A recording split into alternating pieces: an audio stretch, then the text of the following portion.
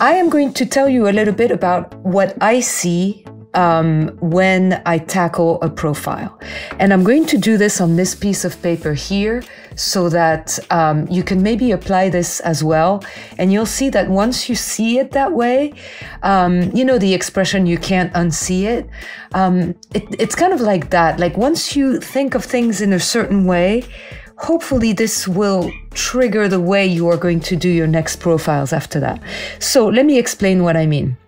First of all, inside each head, right, there is a brain and there's a cranium, right, which is most likely, you know, like a sort of an oval like this. And then we have, in this case at least, an ear that sits right about here, okay? And then there's hair, all right, and the back of the head. That's the beginning of it all. And please note that the ear is not at the same distance from here to here. So you have a shorter distance here than we have here to basically the front of the face, or rather where the nose ends up here. That's important to know because not everybody is the same way.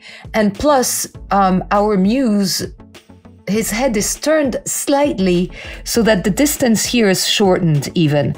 If his head was turned a tiny little bit more that way, we would have maybe a little more of the back of the head, but that's what we've got, okay? So now I would like you to think of lines. I would like you to think of the line that goes from the top of the ear to basically the top of his eyebrow. Okay?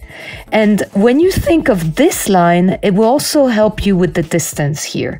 Because once you've got that line secured, it's much easier to see where that eyebrow sits, okay? And then there's going to be the eye, kind of like here, I mean, roughly, okay?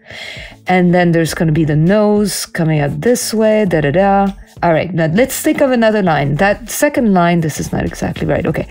That second line is the line that runs from the bottom of the ear to where the nose basically ends. So like this. Oh my goodness, my kitty is loquacious. Yeah, I'm here.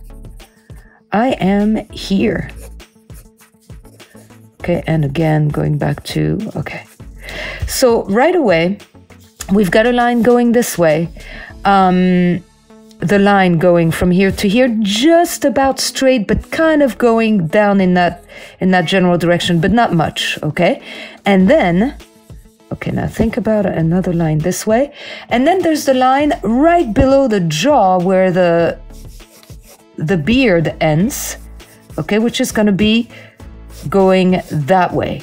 So we've got 1, 2, 3, and everything belongs in between these lines. And already here, even though, okay, yeah, I'm noticing that I could lengthen this a little bit and maybe push my ear just a tiny bit this way because I made this a little big, fine. But those lines remain unchanged. And that really helps build the architecture of somebody's face. I really did not intend on having feline cooperation or at least participation tonight. Oh my gosh. She was fed just a few minutes ago. You know, I was thinking, well, if I feed her, maybe, you know, I'm gonna have some quiet for this lesson, but maybe not. All right, so basically, right there, we've got the architecture of the face. Everything that's going to come in between these things is detail. You see, you've got just the edge. Really, you want to think of these three essential things. Top of the eyebrow, bottom of the nostril here, right? And then the jaw, which is even, you know, that much more defined since the beard, you know, is shaved, you know, perfectly there to allow for that. So now it doesn't mean that this is perfect. To tell you the truth, honestly, if I had my way, I would actually stretch this a little more that way.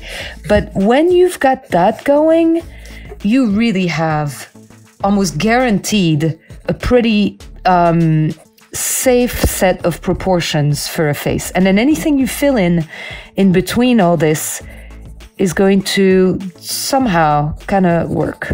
Okay, and then you fill your shaded areas, you know, all of that will, you know, even the shape of the nose, like if my nose was not exactly right, oh, maybe it's more this way, that's fine. Because my proportions are somewhat, you know, right. So I'm going to push the hairline a little this way too. Again, this is great to start a portrait very loosely like this. So that's how, for me, this is how I process a profile.